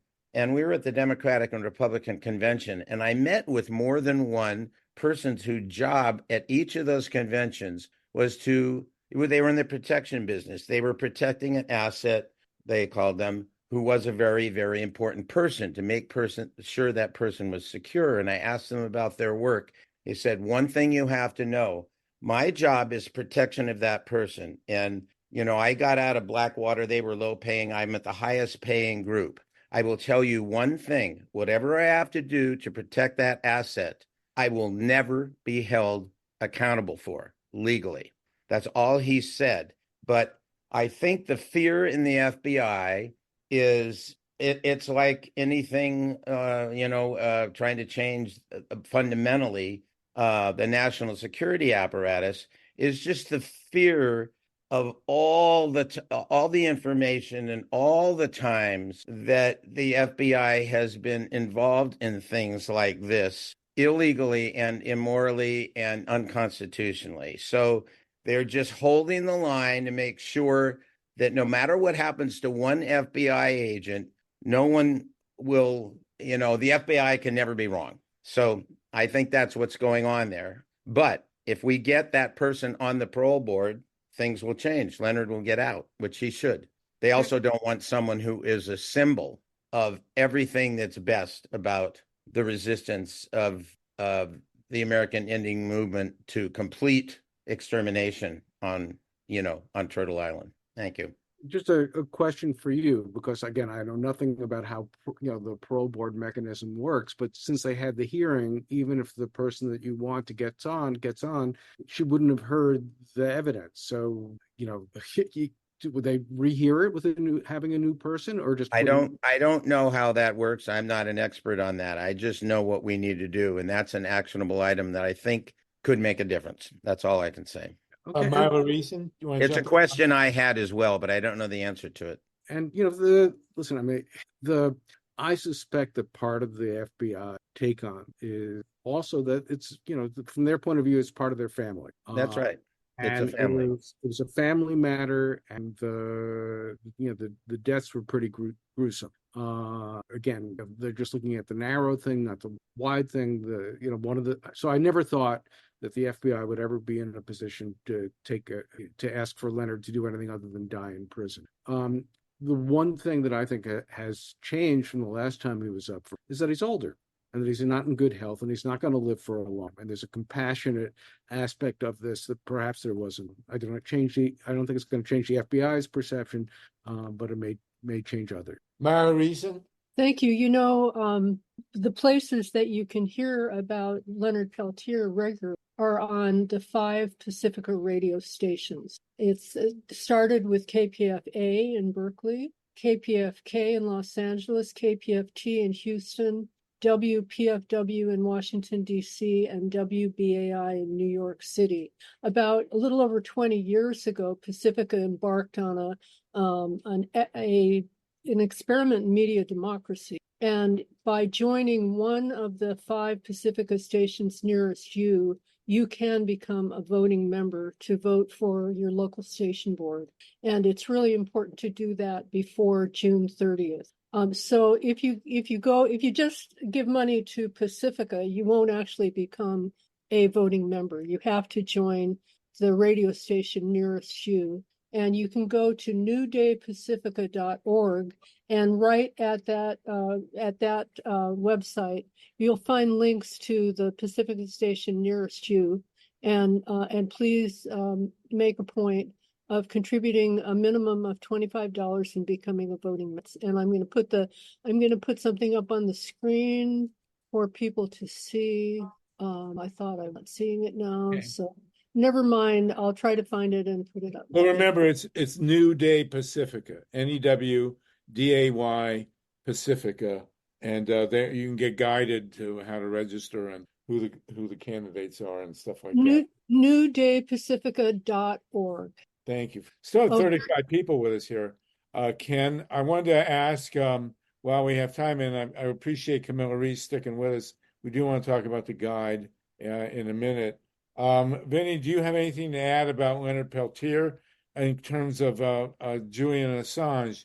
Has anything come up lately on Julian that might run parallel with Leonard Peltier? Well, just the overall perversion of justice that we've seen. The difference between Leonard is he's been going through this for 50 years, but the same kind of slow motion torture and perversion of the system of justice has occurred in both cases, and it's just reprehensible.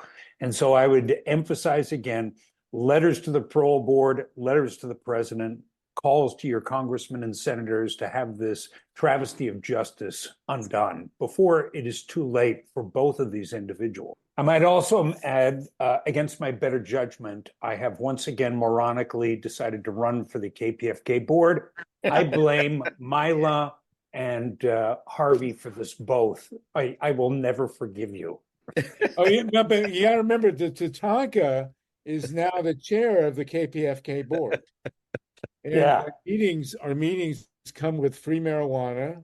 And, Well, I'm already there then. The only thing is, will I be able to throw any chairs in any of those meetings as has been done in the past? You can, in fact, throw chairs, but they're all Zoomed. So you want to avoid hitting your computer. But they are good. They are good. Ken Stern, is there anything else you want before we go to? No, I appreciate the opportunity. As I mentioned to you, Harvey, I have a hard stop at 7. I'm actually, one of the things I'm doing this year is we have an internship program where we send students to work with NGOs that focus on hate one way or another, and 3 or 4 of them are actually refugee students from either Afghanistan. So I have to pay attention to them at the top of the hour. Well, please do, and thank Dave Saltman, my buddy from Ann Arbor, for bringing you with us. It's a great connection. We really appreciate it. And we have two people here who are on the hook, and Leonard and Julian, and we're hoping we'll be able to celebrate their release. So, Jim Starkwell, did you want to say Starkwell? I don't know if Ken left, but I just the FBI, I don't think has ever had any accountability for sending 2 agents shooting into an armed jumping bull camp in the midst of the biggest civil war since the North-South War. And, is there any accountability they've ever had? Not that I know of. And, I saw the site. I mean, I document that in the book too. The amount of the caliber of the shooting in the jumping bull house. I mean, I remember starkly looking through the hole in the wall to see the outside. Obviously, it was months afterwards. But no, again, to me, the knowing Ida Stuntz and knowing her kids, and there's no accountability for that death the same day. And I want to mention, I was a part in 1968 of an organization called Liberation News Service, and we were definitely infiltrated. This is one of those conspiracy theories that we 100% know is true. And J. Edgar Hoover personally signed off on an article that was circulated about our news service that was completely false and really designed cause disruption. And nobody from the FBI ever stood accountable for that. So TATANKA will give you the last word before Ken's got to jump. Yeah, I just want to thank Vinnie for running for the board. I didn't strong arm you. I wanted you on. But one of the things that we're learning how to do is to speak respectfully, even when we feel like throwing chairs. And I know you do that very, very well. And I'm welcome you on boards, because once we start, despite our points of view, having that ultimate, underlying respect, there's a lot of things that are going to change for the better in our local station. And Ken Stern, I want to thank you again. We'll hope you. Well, listen, if Leonard, God willing, gets paroled, you'll be back on for the party. Thank you, Ken. Thank you very, very much for the work you're doing. Thank you. All right. Thank you, everybody. Let's take Hey, Harvey, only conspiracy if you can't prove it's true. No, there are conspiracies. They're real, but I'll take your word on that, Ron. But no, it is true. That's the problem. It's no longer a conspiracy. I want to know who woke up Paul Newman, because he looks so peaceful there. Harvey, are you going to do the unthinkable and actually end by 4 o'clock? No. We have Camilla Rees for us. Oh, okay. Camilla Rees is going to give us a quick. All right. The sky is not falling. All is well. Okay. And we will resume on Thursday. Those of you who are on the Thursday meetings to talk about getting the guide finally done. But Camilla has gratefully jumped in. Camilla, you want to give us an update on the guide? Yeah. Well, Andrea Miller's team have been working hard on the website called The People's Guide.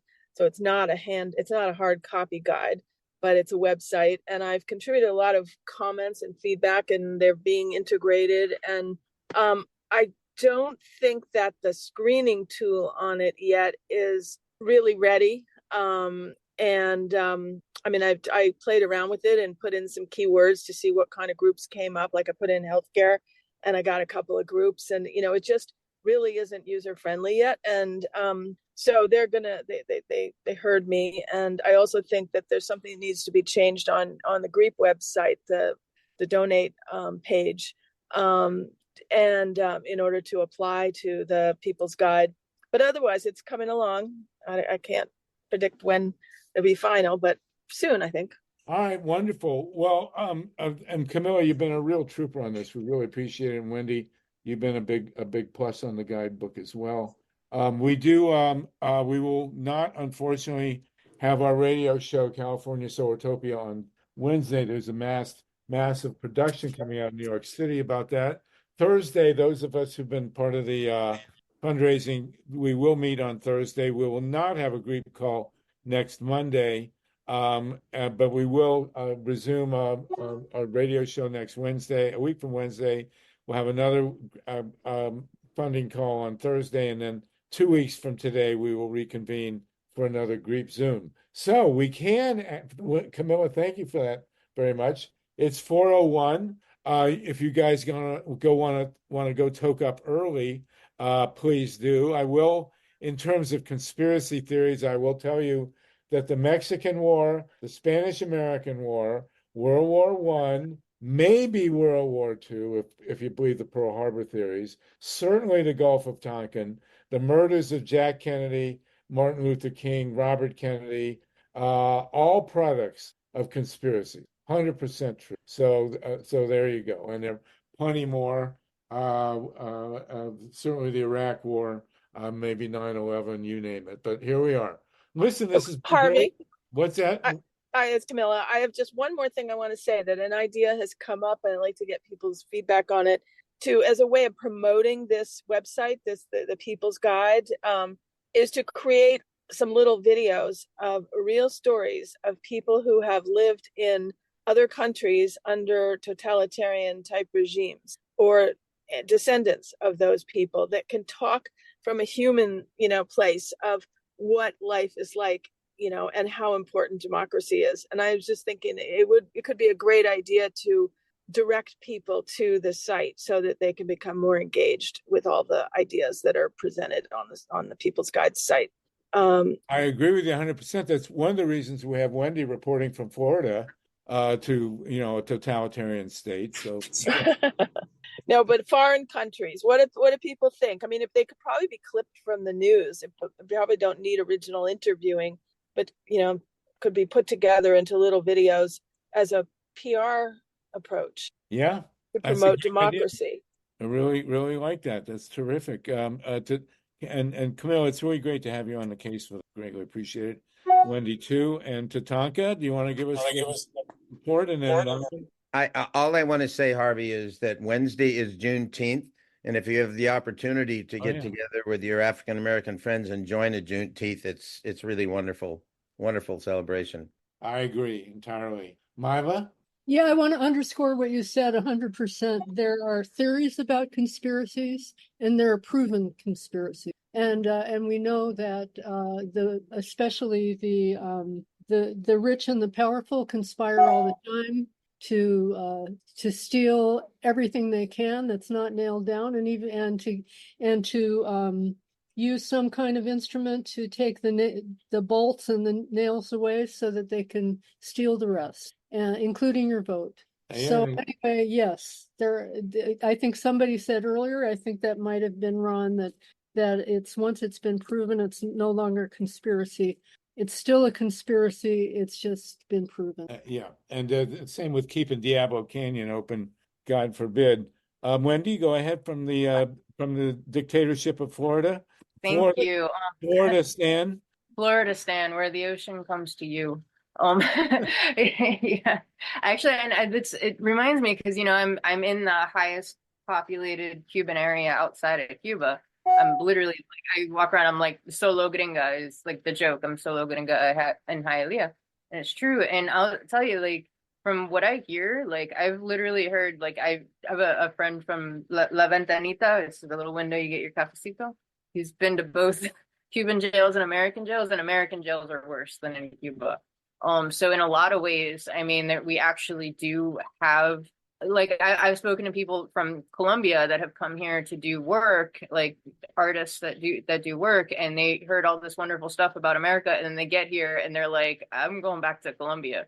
Like I'm going, because they, like, in practice, it's like, was it George, it might have been George Carlin. George Carlin definitely said that you don't need a formal conspiracy when interests converge. But I think he also said that the American dream only exists because you have to be asleep to believe it. So like we're already there in a lot of ways. Like if you speak to anyone on the ground who like doesn't have money for food like me, so if you could donate would be awesome, because we don't have any more budget for staff. So if everybody could like actually donate so we could keep doing GREEP and I could keep being here and surviving, that would be really great. But there's like a lot of situations, like we have more people in prison than anywhere else on the planet. The conditions are worse than most places. So like for a large majority of Americans that are under 50, under a certain income bracket, that didn't get theirs before everything crashed, we're already living it. And it's almost an insult to say like, oh, if I go somewhere else, then it's like, no, we're here now. And that's part of the reason people don't engage to vote, because they don't think it's going to do anything, because their conditions don't change. And for a lot of people, it's always been like, it's always been. So just to keep that up. And I do want to say, like, I mean it though, like, please donate to GREEP. Like this is like, we don't have any more, like maybe there's people here that can continue to volunteer. I already make less than you could imagine from doing this. It's a labor of love. So if you want us to keep doing, if you want to be able to have these Monday groups and have me participate, like we need people to at least donate what you can. I'm getting my photography. I was supposed to have photography prints ready already, that if anybody was interested in, but I'm having computer problems. But if you go to Catatomic Images on Instagram, you could follow. That's cat.atomic.images on Instagram. You can follow that, and when I have prints ready, you guys can help support that. And hopefully we'll have some gear for GREEP coming up, where maybe we could have t-shirts and mugs and hats and tote bags, and you guys could support that way as well. But if you want us to keep doing this, please let us know. Thanks. Okay, thank you, everybody. Well, this was a great call. We still have 29 of us going, and we're about to, anybody else want to jump in? This was an amazing call. To have Loretta Lynch and Ken Stern talking about Diablo Canyon and Leonard Peltier, really a big deal. Thank you so much, everybody.